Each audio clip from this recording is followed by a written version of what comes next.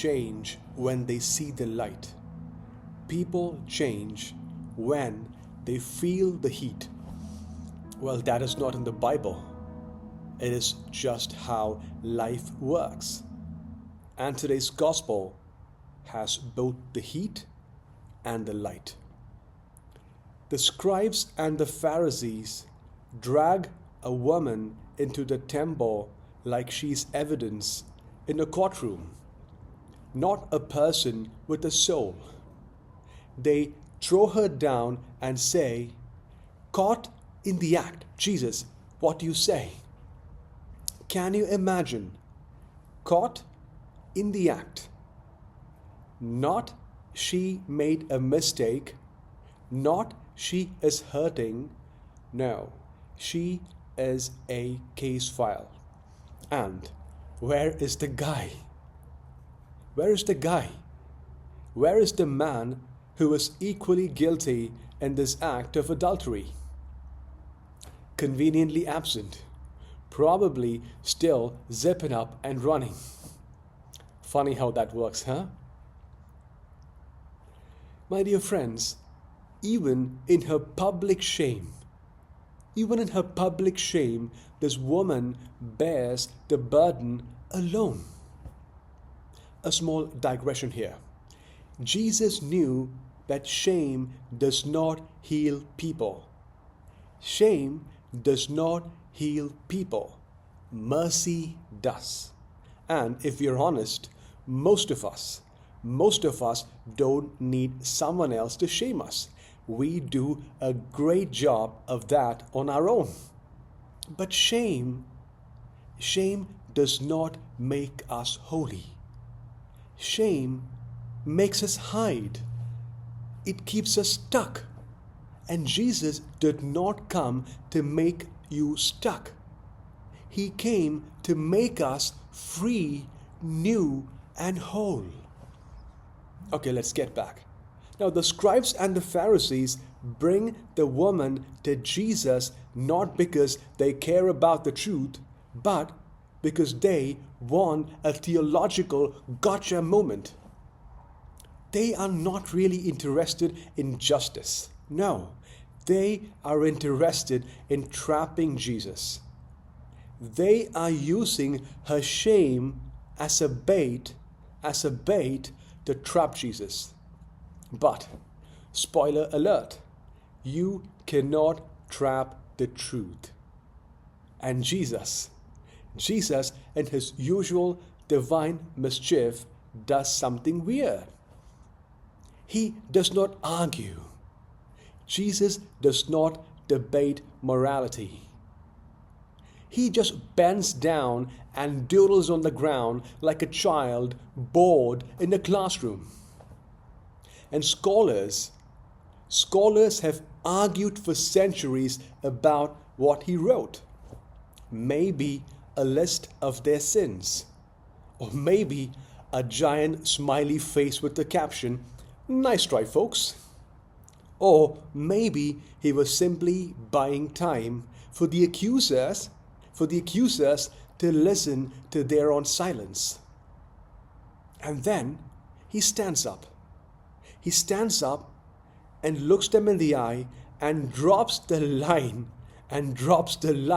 that should echo in every courtroom, confessional, Instagram, YouTube, Twitter X, and Facebook comment thread till the end of time. Let the one among you who is without sin be the first to throw a stone. Boom. Mic drop. The courtroom empties. You know, there is something psychologically brilliant in how Jesus handles this. He does not humiliate the accusers. He does not even condemn them. He just turns the mirror gently. He does not say the woman's sin is not sin. He simply refuses to define her by it. And that is the key. Jesus did not say to the woman, "You are perfect, go be yourself." Nor did Jesus say, "You are terrible, I'm done with you." No. He said, "Neither do I condemn you. Go and sin no more." In other words, you are not your worst moment. You are not your worst moment.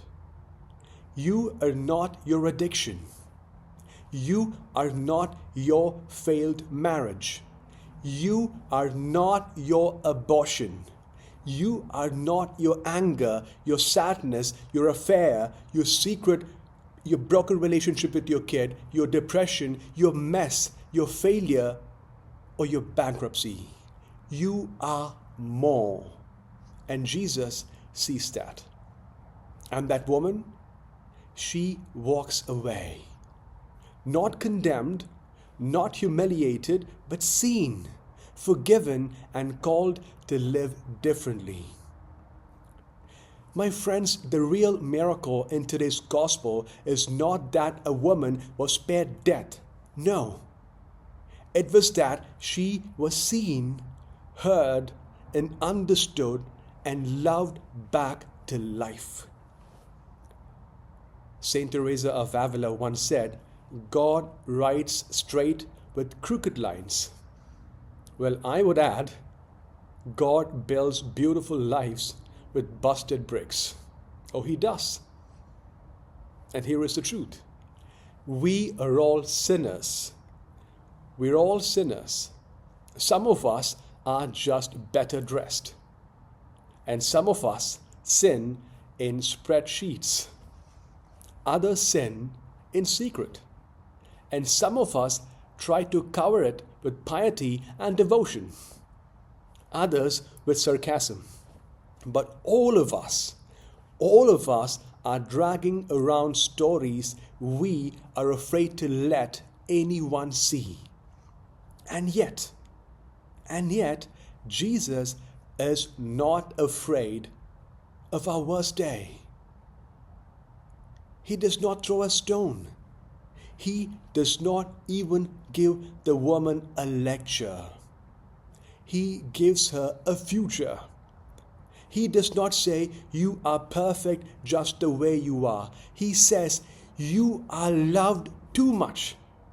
You are loved too much to stay stuck."